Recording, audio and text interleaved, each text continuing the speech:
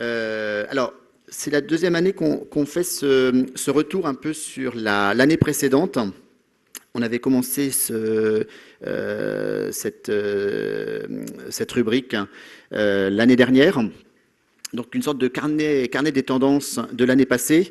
J'avais préparé une intervention un peu plus longue et donc là je vais faire en fait plus court, mais ce que je vais faire c'est que je mettrai en ligne le texte intégral en fait que j'avais préparé.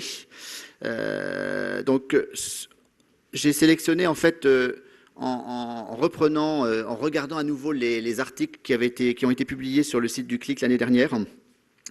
J'ai essayé d'identifier 7 tendances importantes et un coup de cœur, comme on avait fait l'an dernier. Donc, incontestablement, le mot qui a été le mot-clé en 2013 a été le terme libre ou open, avec la vague du libre accès, de la mise en libre accès des collections, des œuvres, essentiellement dans les pays anglo-saxons, j'allais dire même essentiellement aux États-Unis, avec, je vous ai mis trois exemples, notamment National Gallery, le Getty Research et la Smithsonian Institution. Pour des raisons juridiques et parfois stratégiques des musées, ce mouvement de l'open est essentiellement américain, même si, on l'avait vu l'année dernière, celui qui a vraiment médiatisé le open était le Rich Museum, avec la mise en ligne de 125 000 œuvres téléchargeables librement qui avaient été mises en ligne donc en 2012. Donc, mouvement essentiellement américain ou anglo-saxon. Cependant, l'idée de l'open fait son chemin en Europe. En mars 2013, la Bibliothèque nationale des Pays-Bas annonçait la mise en libre accès d'une partie de ses collections de manuscrits et de journaux et magazines anciens avec téléchargement intégral. La BNF, en novembre 2013, décidait de mettre ses métadonnées descriptives en licence ouverte. Et en décembre 2013, la British Library a posté 1 million d'images de sa collection sur Flickr. La deuxième tendance cette année a été l'essor du mécénat numérique. J'allais dire enfin. C'est peut-être une année de rupture, puisque on a vraiment vu en 2013 des investissements massifs de mécènes qui étaient fléchés sur le numérique dans les institutions culturelles et non pas, comme les mécènes l'ont fait jusqu'à maintenant, des investissements sur les expositions elles-mêmes ou sur des rénovations, par exemple, de lieux. Avec un événement qui a marqué un peu les esprits, c'était en juin 2013, lorsque la fondation de l'ex-maire de New York, Bloomberg Philanthropies, a annoncé le versement à 5 institutions culturelles américaines d'une aide financière de 15 millions de dollars pour améliorer l'accueil numérique des visiteurs. Donc 15 millions de dollars, donc à peu près 11 millions d'euros, qui étaient vraiment fléchés pour faire du numérique. Et c'est avec cet argent que le Guggenheim Museum a mis à disposition du public une nouvelle version de son application mobile, et que quelques mois plus tard, le MoMA de New York a lancé son nouvel audio guide et a remplacé ses 2000 audio guides par des iPod Touch. Bloomberg ne s'est pas arrêté aux États-Unis, puisque la même année, donc l'année dernière, Bloomberg s'est associé à la Tate, enfin a renforcé son partenariat avec la Tate, puisque c'est un partenaire historique de la Tate, et a annoncé le lancement d'un projet novateur qui s'appelle Bloomberg Connect. Le deuxième acteur qui a renforcer ses investissements en matière de numérique culturel, c'est évidemment Google, qui a profité de l'ouverture de son institut culturel à Paris pour annoncer la poursuite de Google Art Project. Troisième acteur mondial clé, c'est Samsung, qui, en novembre 2013, a annoncé un partenariat technologique de 3 ans avec le musée Perrault de la nature et de la science, et a équipé ce musée de 500 tablettes qui sont maintenant prêtées gratuitement aux visiteurs. Le même mois, Samsung signait un accord technologique de 5 ans avec le British Museum. Alors, vous allez me dire, et la France ? La France n'a pas été en reste. Alors, je commencerai par 2 initiatives de banques. En décembre dernier, le Crédit Agricole a annoncé qu'il devenait l'un des principaux mécènes de la Cité des civilisations du vin à Bordeaux et a apporté 1 million d'euros pour la création d'un des espaces numériques de ce nouveau musée. Et à Lille, la Caisse d'épargne a poursuivi son soutien au Palais des Beaux-Arts de Lille en finançant notamment une nouvelle application jeunesse sur iPad. Et un autre acteur en France, évidemment, qui a poursuivi ses investissements en matière de mécénat numérique culturel, c'est le groupe Orange, qui ne s'est pas contenté d'accompagner le Louvre-Lens ou des musées, des grands musées, des plus grands musées, mais qui accompagne par exemple le musée Courbet à Ornans ou le futur musée Soulages de Rodez. Troisième tendance, c'est l'implication des visiteurs et des internautes dans le financement. Donc ce qu'on appelle le crowdfunding ou le financement participatif. 2013 fut aussi une année assez importante, assez charnière en la matière. Alors on a vu le financement participatif intervenir dans la rénovation de lieux de patrimoine. C'est évidemment l'accord entre My Major Company et le Centre des Monuments Nationaux qui a permis de récolter 120 000 € pour 4 monuments. C'est toujours avec My Major Company un accord par exemple avec le CNAP pour rénover une œuvre, l'œuvre de Jean Tinguely, le Cyclope, ou avec le musée Guimet pour restaurer l'un des moulages du temple d'Angkor qui était exposé dans l'exposition qui vient de se terminer.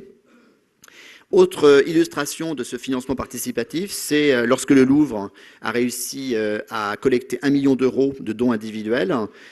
Parmi ce million d'euros, 15 000 € ont été apportés par les ambassadeurs qui ont mobilisé leurs amis sur les réseaux sociaux. Et petit clin d'œil, pour Noël, la BNF proposait d'adopter un livre pour financer sa restauration et le MNHN proposait le parrainage en ligne de certains animaux du nouveau zoo de Vincennes, donc d'autres formes de financement participatif. En Angleterre, les musées anglais ont mis en point un système de micro-dons réalisé sur le téléphone mobile. Donc ils ont mutualisé cette technologie pour pouvoir, avant ou après sa visite, pour que le visiteur puisse, de manière extrêmement facile, transparente, un peu à l'iTunes, on ne se rend pas compte qu'on achète l'application parce que tout est déjà préenregistré, faire des micro-dons de 50 centimes, de 0,5 livres, des dons indolores, mais avec le volume, ça peut représenter des sources de financement. Et dans le même ordre d'idée, le Royal Opera House en Angleterre, toujours, propose maintenant aux internautes qui réservent leur spectacle en ligne, lorsque vous êtes sur le site internet de réservation, vous avez une petite option qui permet d'ajouter 1 à 3 livres de dons ou de mécénat liés au fait que vous avez utilisé le service de billetterie et qui vous permet ainsi de faire un acte citoyen en faveur de l'opéra de Londres. Alors c'est une action importante pour l'opéra, puisque cet opéra en particulier a généré l'année dernière 23 millions de livres de revenus, des dons et des cartes de membres. Donc cette activité pour le Royal Opera House est essentielle. Et dernière manière d'impliquer le visiteur, internaute, financeur, aux États-Unis, on fait même appel au public pour ouvrir de nouveaux musées. Donc, par exemple, l'artiste Marina Abramovic a déshabillé Lady Gaga pour récolter plus de fonds pour son musée sur Kickstarter. Elle voulait obtenir 600 000 € de financement public. Grâce à Lady Gaga, elle a obtenu 600 000 € de financement public pour faire une sorte de préfiguration de son futur musée. Et cette somme, c'est à peu près le même montant que les promoteurs du futur musée de la science-fiction de Washington tentent de récolter, mais eux, ils n'ont pas Lady Gaga, et du coup, je crois que c'est un peu plus difficile d'atteindre cette somme. Il faut qu'ils trouvent quelqu'un d'autre à déshabiller. Troisième tendance, le retour des écrans. Depuis quelques années, il y avait des débats entre muséographes, commissaires d'exposition, services médiation, services de communication sur la place des écrans. Est-ce que les écrans étaient utiles dans les expositions ou même dans les musées, dans les collections permanentes? 2013, on a vu un retour des écrans et dans leur stratégie d'implantation ou de réimplantation de ces écrans, les musées ont opté pour des approches différentes. Alors, dans certains cas, on a mis des écrans en grand nombre. C'est l'exemple de la Tate. Je vous parlais de ce projet avec le Bloomberg. Ils ont installé un mur de 75 écrans qui permet de recueillir en temps réel les opinions des visiteurs et d'afficher les opinions des visiteurs et de faire dialoguer les visiteurs entre eux. Un autre exemple de profusion d'écrans, c'est le musée d'histoire de Marseille, riche en écrans, vidéo, multimédia de toute taille. Alors, d'autres musées ont opté pour des écrans plus grands. Alors là, il y a une sorte de course à l'échalote, puisqu'on a eu le Cleveland Museum of Art qui a installé le plus grand écran multitouche des États-Unis en janvier 2013, plus de 12 mètres de long. Et quelques mois plus tard, à Monaco, le musée océanographique a déployé sur 20 mètres de long et 3 mètres de haut une gigantesque fresque digitale qui expliquait les caractéristiques biologiques et comportementales des requins. Alors, autre manière de remettre des écrans, c'est de mettre des écrans plus immersifs. Alors, c'est celui de Monaco. Ça peut être également l'exemple de la Smithsonian Sackler Gary qui a reconstitué une grotte bouddhiste chinoise que l'on visitait avec des lunettes permettant de voir les images, cette reconstitution en 3D.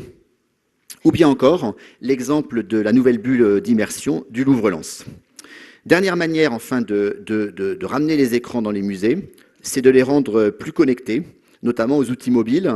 Donc, c'est le cas, par exemple, de l'Albertina Museum de Vienne, dans lequel les guides de visite sur tablette se connectent à des tables multitouches, ou à Cleveland, où l'iPad de visite est également connecté au mur géant. Ça sera un des sujets qu'on traitera ce soir dans la table ronde de 16h15. Quatrième tendance, on reste sur des écrans, mais sur des petits écrans. C'est le phénomène de la tablette.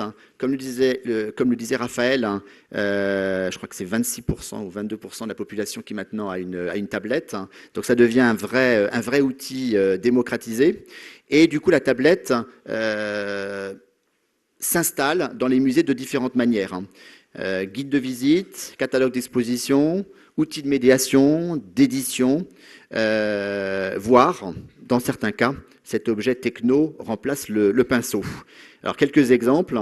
En mai 2013, la Keith Haring Foundation a publié sa première application dédiée à Keith Haring sur iPad. La Bibliothèque numérique européenne, Europeana, a lancé sa première application iPad gratuite.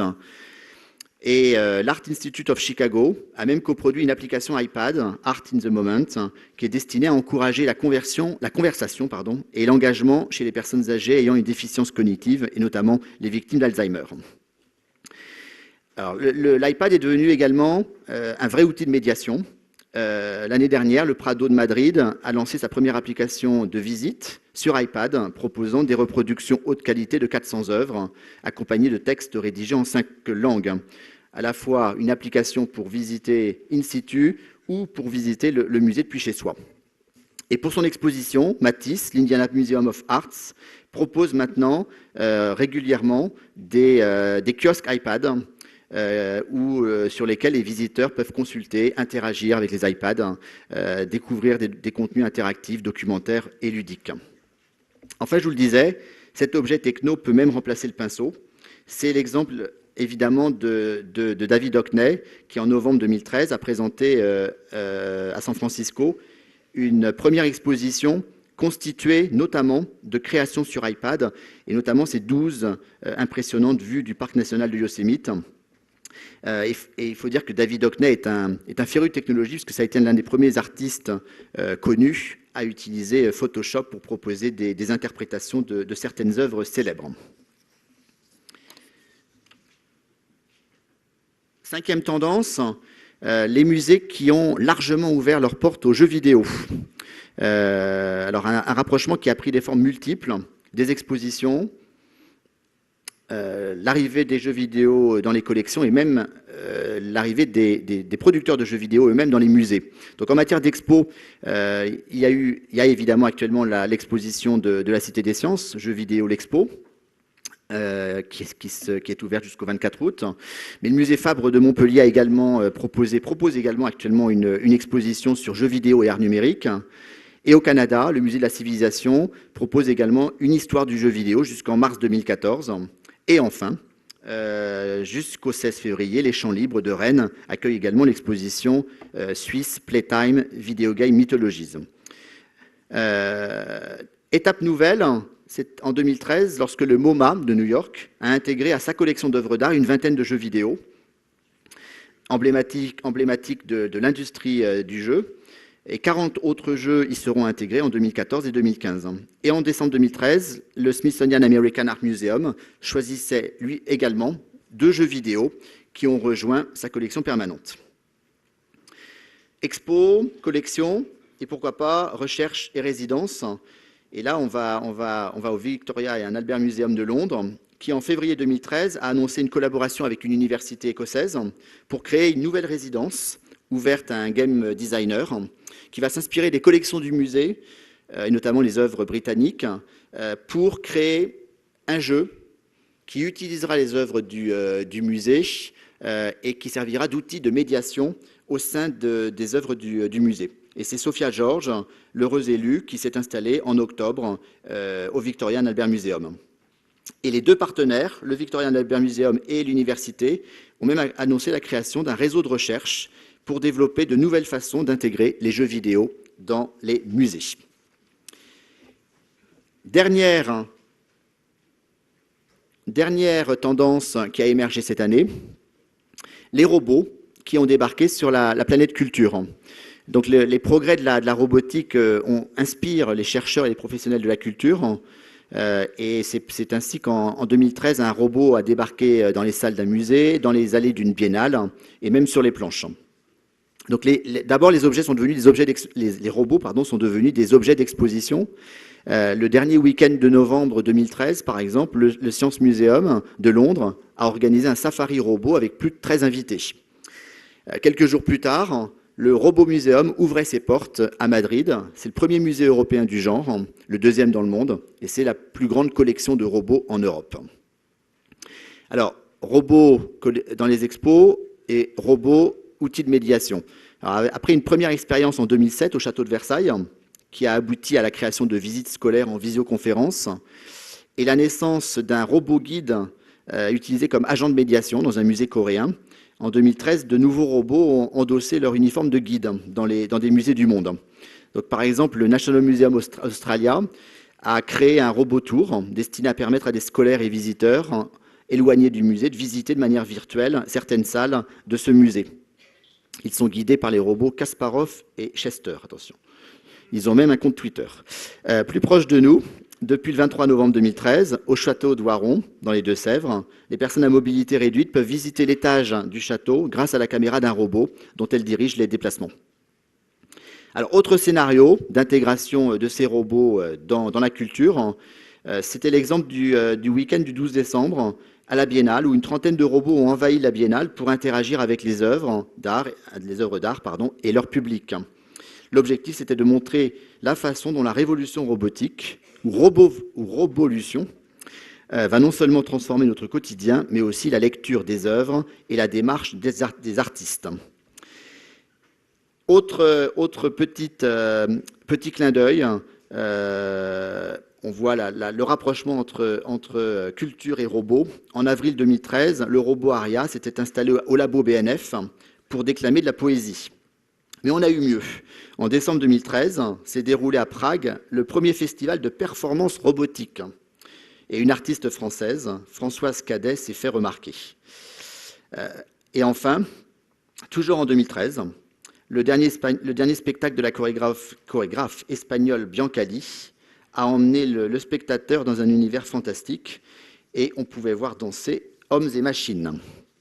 Donc voilà, cette tendance, et c'est évidemment pas exhaustif, hein, mais ça permet de voir un peu des choses qui se développent, qui se répètent, qui peut-être vont s'arrêter en 2014 ou en 2015, hein, et qui seront remplacées par, comme le disait tout à l'heure Raphaël, la Google Glass ou les écrans connectés, les écrans incurvés ou d'autres technologies qui apparaissent régulièrement. Et pour terminer, on essaie de choisir chaque année un coup de cœur. Et cette année, lorsqu'on regarde un petit peu tout ce qui s'est fait, tout ce qui a été lancé en 2013, notre coup de cœur est la Galerie One du Cleveland Museum of Art. Donc le lundi 21 janvier 2013, c'est-à-dire il y a presque un an, le Cleveland Museum of Art a ouvert une galerie interactive qui allie art, technologie et médiation, et qui ambitionne de faire découvrir de manière totalement différente les collections du musée. Je vous le disais, cet espace possède le plus grand écran multitouche des États-Unis. Et cet écran donne accès aux images de plus de 3500 objets de la collection permanente. Il permet aux visiteurs de créer, de préparer leur propre collection du musée, de découvrir les collections du musée. Et cet écran, comme je vous le disais tout à l'heure, propose également des iPads connectés à ce mur. Donc en naviguant sur cet écran, vous voyez des œuvres qui vous intéressent particulièrement, vous les taguez, elles se retrouvent dans votre iPad et quand vous passez dans la galerie permanente près de l'œuvre que vous avez taguée, l'iPad va vous dire et vous aviez bien aimé cette œuvre lorsque vous êtes amusé, lorsque vous avez exploré la collection sur l'écran. Donc c'est vraiment l'intégration de plusieurs tendances de l'année, le grand écran, la connexion avec les outils mobiles et une vraie expérience nouvelle du visiteur, puisque dans cette galerie aussi, on retrouve des écrans plus petits, interactifs, qui permettent d'avoir des activités ludiques ou de connaissance de la collection du Cleveland, mais de manière décalée. Et donc, on parlera plus en détail de cette expérience, puisque cet après-midi, au début de la table ronde sur les écrans, nous aurons une intervention via Skype de la directrice de la technologie du Cleveland qui nous expliquera un peu la philosophie de ce projet et nous parlera des premiers résultats. Voilà, désolé, j'ai été extrêmement rapide, mais je mettrai en ligne le texte intégral et les références aussi des liens du site internet. On va tout de suite... On a presque rattrapé notre retard. Je vais demander du coup aux intervenants de la première table ronde de venir déjà s'installer sur le